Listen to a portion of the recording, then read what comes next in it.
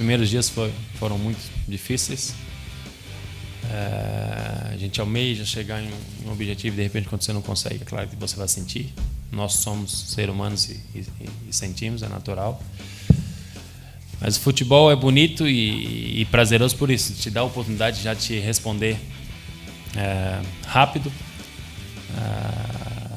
e dê a oportunidade de aprender bastante também. A gente tem que ser humilde e reconhecer e ver onde erramos e onde fizemos não de uma forma tão boa e aprender, crescer na vida.